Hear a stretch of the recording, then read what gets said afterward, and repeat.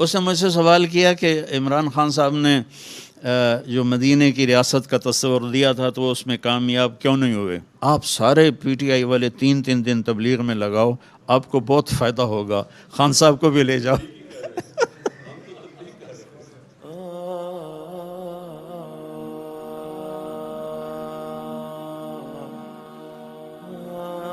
میں یہاں سیاسی طور پر نہیں آیا ہوں، میں اللہ کا پیغام لے کر آیا ہوں، اللہ کی بات سنانے آیا ہوں، اور پوری قوم سے کہتا ہوں کہ اللہ کے واسطے سب مل کے توبہ کرو۔ دیکھو، جس قوم میں ظلم پھیل جاتا ہے، جس قوم میں دھوکہ پھیل جاتا ہے، جس قوم میں جھوٹ پھیل جاتا ہے، وہ قوم ذلیل ہو جاتی ہے، چاہے وہ مسلمان ہو چاہے وہ غیر مسلم ہو۔ جس قوم میں انصاف ہوتا ہے، جس قوم میں دیانتداری ہوتی ہے، جس قوم میں سچائی ہوتی ہے، وہ قوم کافر ہے تو دنیا میں عزت پائے گی، ذلیل کبھی نہیں ہوں گی، اور اگر مسلمان ہیں تو دنیا کی عزت بھی پائیں گے اور آخرت بھی عزت بھی پائیں گے۔ اور مجھ سے ابھی چند دن پہلے ایک بچی نے سوال کیا، وہ یہ کون سا اے آر وائی کی وہ لڑکی ہے نا، جہاں زیب پارس جہاں زیب، سما، اچھا، اس نے مجھ سے سوال کیا کہ عمران خان صاحب نے جو مدینے کی ریاست کا تصور دیا تھا تو وہ اس میں کامیاب کیوں نہیں ہوئے؟ میں نے کہا ریاست مدینہ کوئی بلڈنگ تھی جو انہوں نے بنانی تھی تو وہ بن نہیں سکی اور 2 منزلہ رہ کے کام مک گیا۔ میں کہا وہ تو ہم نے بنانی تھی۔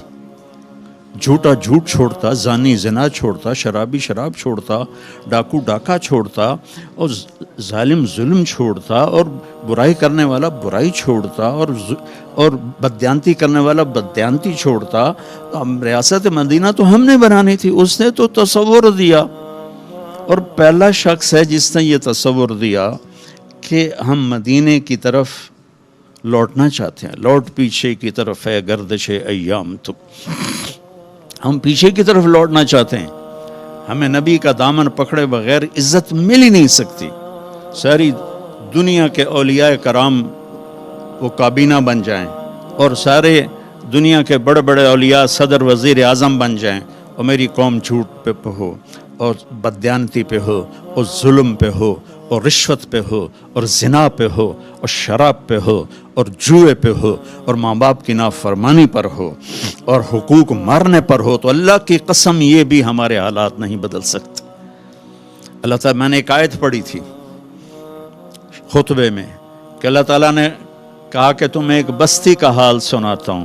میں یہاں ترجمہ کر دیتا ہوں، اللہ تعالیٰ کہہ رہا ہے کہ میں تمہیں پاکستان کا حال سناتا ہوں۔ ضرب اللہ مثلا قریۃ، میں تمہیں پاکستان کا حال سناتا ہوں۔ کانت آمنۃ مطمئنہ، وہ بڑی تیزی سے اٹھ رہے تھے، بڑے امن میں تھے، بڑے اطمینان میں تھے۔ یاتیھا رزقھا رغدا من کل مکان، میں نے ان کے لیے رزق آسان کر دیا تھا۔ وہ زمین خزانے اگلتی تھی، آسمان پانی برساتا تھا۔ فکفرت بانعم اللہ، پھر وہ میرے آگے جھکنے کی بجائے شیطان کے ساتھی بن کے، اور انہوں نے غلط راہوں کو اختیار کیا، جھوٹ، دھوکہ، مطلب یہاں بددیانتی کرنا کوئی جرم نہیں رہ گیا۔ کتنے ہماری تباہی کی بات ہے کہ ایک آدمی خزانہ کھا جاتا ہے، ایک آدمی پورے محکمے کے پیسے سمیٹ لیتا ہے، اور وہ معاشرے میں معزز ہوتا۔ یہ عجیب بات۔ تو اللہ تعالیٰ نے کہا پھر جب انہوں نے یہ کیا کہ وہ میرے نافرمان ہوئے، تو پھر میں نے کیا کیا؟ فَأَذَاقَهَا اللَّهُ لِبَاسَ الْجُوعِ وَالْخَوْفِ، میں نے ان کے اندر دشمن کا خوف بھر دی،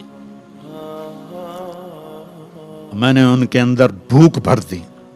ایک اور حدیث سے یاد آئی، یوشک الامم ان تداعی علیکم کما تداعی الآکلۃ الی قصعتها، ایک دن آئے گا میری امت کو ایسے تقسیم کریں گے غیر جیسے دسترخوان پہ روٹی تقسیم کی جاتی ہے، ٹکڑے ٹکڑے کر کے۔ تو صحابہ نے پوچھا اب من قلت نحن یومئذ یا رسول اللہ، یا رسول اللہ کیا ہم اس دن تھوڑے ہوں گے؟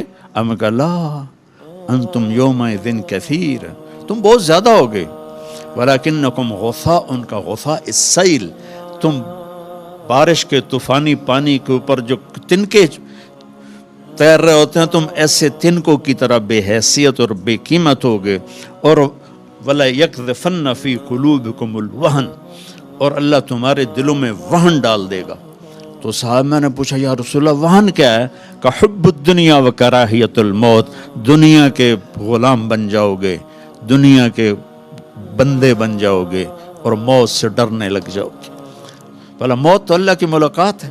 ابراہیم علیہ السلام کے پاس اسرائیل آ گئی، چلو جی، تو وہ کہنے لگے بھلا کبھی خلیل بھی خلیل کو مارتا ہے؟ تو وہ اسرائیل واپس گئے، کہا جی وہ ابراہیم تو یہ کہہ رہے ہیں، کہا اچھا اس سے کہو کبھی خلیل بھی خلیل کے ملنے سے رکتا ہے؟ تو انہوں نے کہا جی اوپر سے تو یہی جواب ہے، کہا جلدی کر لے جا لے جا۔ مسلمان کے لیے تو اللہ کی قسم، اگر اللہ راضی ہے تو موت سے خوبصورت تحفہ کوئی نہیں، موت سے خوبصورت پیغام کوئی نہیں۔ اگر اللہ ناراض ہے پھر تباہی ہے۔ عمر بن عبدالعزیز اس تخت پہ بیٹھے جس پہ بنو امیہ کے ظالم حکمران بیٹھے تھے، عبد الملک بن مروان، پھر ولید بن عبد الملک، پھر سلیمان بن عبد الملک، اور چوتھے عمر بن عبدالعزیز۔ عبد الملک ان کے سگے چچا تھے، عمر بن عبدالعزیز اور عبد الملک بھائی تھے، مروان کے بیٹے تھے۔ تو عمر بن عبدالعزیز نے 2.25 سال حکومت کی، اور 3 بر اعظم میں زکوٰۃ لینے والا کوئی نہ بچا۔ 3 بر اعظم پہ حکومت تھی، جنوبی فرانس سے لے کر شمالی افریقہ تک اور ملتان تک اس بندے کا جھنڈا لہراتا تھا، اور 3 بر اعظم میں زکوٰۃ لینے والا کوئی نہ بچا، کہ پہلے خزانہ اپنا سمجھ کے لوٹتے رہے، اور انہوں نے خزانے کو امانت سمجھ کے استعمال کیا۔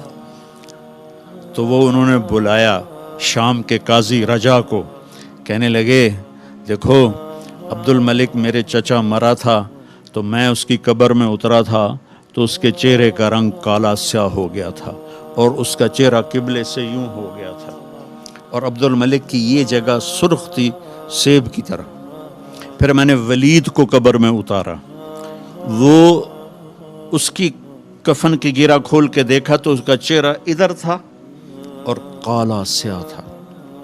پھر میں نے سلیمان کو قبر میں اتارا تو اس کے چہرے کو دیکھا تو کالا سیاہ تھا اور قبلے سے ہٹا ہوا تھا، بلکہ سلیمان کی ڈیڈ باڈی جب قبر کے قریب گئی، ہم قبر میں اتارنے کے لیے کوئی رومال لاتا ہے، کوئی ادھر ادھر حرکت کرتے ہیں تو اس کی باڈی ایسے سے ہلنے لگی، تو اس کے بچوں نے کہا ہمارا ابا زندہ ہے۔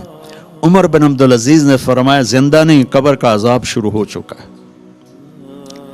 اور یہ ان تینوں کا جرم کیا تھا؟ ظالم تھے، بددیانت تھے، قومی خزانے کو ذاتی ملک بنا لیا تھا۔ یہ کیا سمجھتے ہیں حکمران کہ یہ مزے کریں گے؟ ان سب کے ہاتھ ایسے بندھے ہوں گے قیامت کے دن۔ یہ جتنے جج صاحبان ہیں یہ کیا سمجھتے ہیں کہ ہمیں بڑی اعلیٰ پوسٹ ملی ہوئی ہے؟ ان کے قیامت کے دن ہاتھ یہاں بندھے ہوئے ہوں گے۔ پھر اللہ پوچھے گا بتا تجھے جو حکمران بنایا تھا تو نے کیا کیا میرے بندوں کے ساتھ؟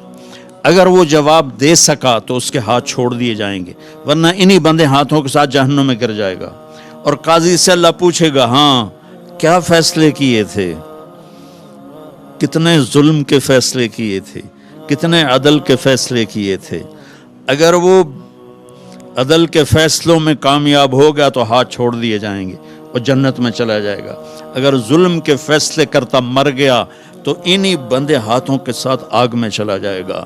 بھائیو آخرت بھی ہے، بھائیو صرف دنیا نہیں ہے، آخرت بھی ہے۔ ٹک حرص و ہوس کو چھوڑ میاں، مت دیس بدیس پھرے مارا، قزاق اجل کا لوٹے ہے دن رات بجا کر نکارا۔ کیا بدیا بھینسا بیل شتر، کیا گونی پلہ سر بارا، کیا گیہوں چاول موٹ مٹر، کیا آگ دھواں اور انگارا، سب ٹھاٹ پڑا رہ جائے گا جب لاد چلے گا بنجارا۔ یہ تو رہنے کی دنیا نہیں ہے۔ الدنیا ثلاثۃ ایام، میرے نبی فرماتے تھے میں پاؤں اٹھاتا ہوں تو رکھنے کی امید نہیں ہوتی، سانس اندر لے جاتا ہوں تو باہر نکالنے کی امید نہیں ہوتی۔ تو بھائیو اللہ کے واسطے اپنی آخرت کا سودا نہ کرو، دنیا کا سودا کرنا پڑے تو کر دو، کیوں حسین ذبح ہو گئے 72 سمیت، اور 16 اہل بیت اور باقی جان نثار، کیوں اتنا قیمتی خون ذبح ہو گیا؟ کہ ایک طرف دنیا تھی، ایک طرف آخرت تھی، انہوں نے آخرت کو گلے لگایا، نیزوں پہ سر چڑھ گئے۔ عاشق کا جنازہ ہے ذرا دھوم سے نکلے، محبوب کی گلیوں سے ذرا گھوم کے نکلے، چڑھ گئے نیزوں پر، اور یزید نے دنیا بنا لی، آج تک لعنت پڑ رہی ہے۔ تو بھائیو، میں ساری قوم کو ہاتھ جوڑ کے کہتا ہوں، ہم مل کے اب توبہ کریں، اور ہم ایک ایمان، اس کے بعد نماز کوئی نہ چھوڑیں، نماز کی پابندی کریں۔ ہماری قوم میں نماز بہت کم ہے، ہمارے KPK کے علاقے میں نمازی ہیں، بہت بڑی تباہی بن جائے گی۔ 2 آدمیوں پہ زبردست عذاب آنے والا ہے، 2 آدمیوں پہ۔ امت مسلمہ میں 2 قسم کے لوگوں پر سب سے شدید عذاب ہوگا، ایک سود کھانے والا، دینے والا نہیں، کھانے والا، سود لینے والا، اور ایک ناحق قتل کرنے والا۔ ان دونوں کے لیے سب سے خوفناک عذاب ہے جہنم کا، اہل ایمان میں سے۔ زانی شرابی کے لیے وہ عذاب نہیں ہے جو سود کھانے والے اور قتل کرنے والے کے لیے۔ تو نماز پڑھو، ساری قوم سے کہتا ہوں نماز پڑھو، اللہ نے رزق دیا ہے، زکوٰۃ دو، قرآن پڑھو، اللہ کے واسطے قرآن پڑھو، اللہ کے نبی کی سیرت پڑھو، علم حاصل کرو کہ میرا رب مجھ سے کیا چاہتا ہے۔ میرا رب پہلی سطر ہے بسم اللہ الرحمن الرحیم، کہ میں رحمان و رحیم ہوں، کوئی سخت حکم نہیں سناؤں گا، آسان ہوں گے، کر لو، بڑا نفع رہے گا۔ تو قرآن پڑھو، نبی کی زندگی پڑھو، صحابہ کی زندگی پڑھو، اور قرآن کو اپنا ورد بناؤ۔ تیسرا کلمہ، درود شریف، استغفار، چلتے پھرتے اٹھتے بیٹھتے اپنا یہ ذکر بناؤ، اور اپنے اخلاق کو بلند کرو۔ اپنے آپ سارے سیاسی لوگ بیٹھے ہیں، لیکن میں نبی کی بات کروں گا، اپنی زبان کا بول میٹھا کرو۔ سب سے کہتا ہوں جتنے سن رہے ہیں، زبان کا بول میٹھا کرو۔ میرے نبی کو پسند نہیں ہے شدت کے بول۔ اور ایک یہ بعد میں کہوں گا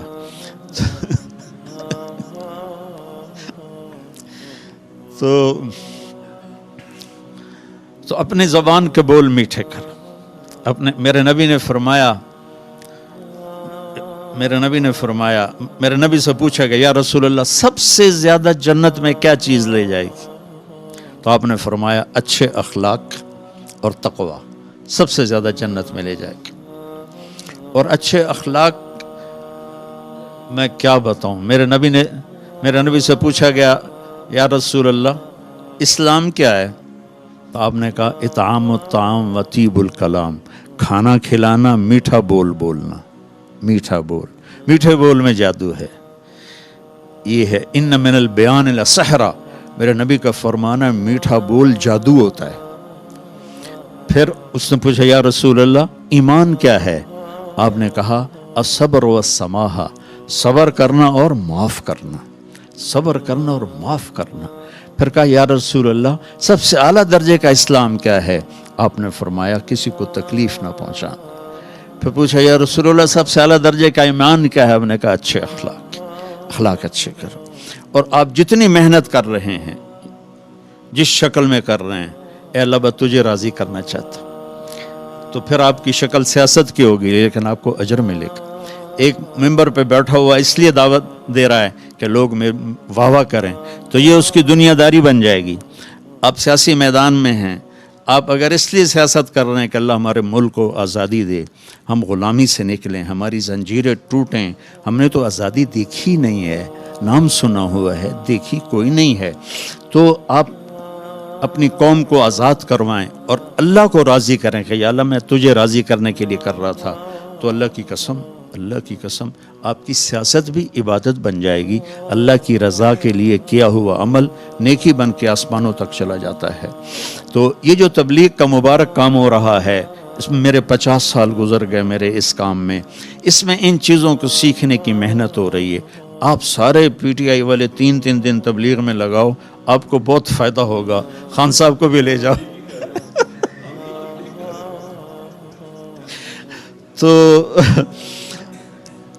تو پانی دینا بھائی، پانی۔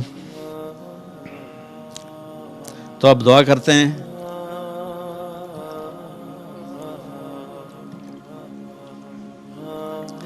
میرے نبی کا فرمان ہے لا يرد القدر الا الدعاء، صرف دعا ہے جو تقدیر کو بھی بدل دیتی ہے۔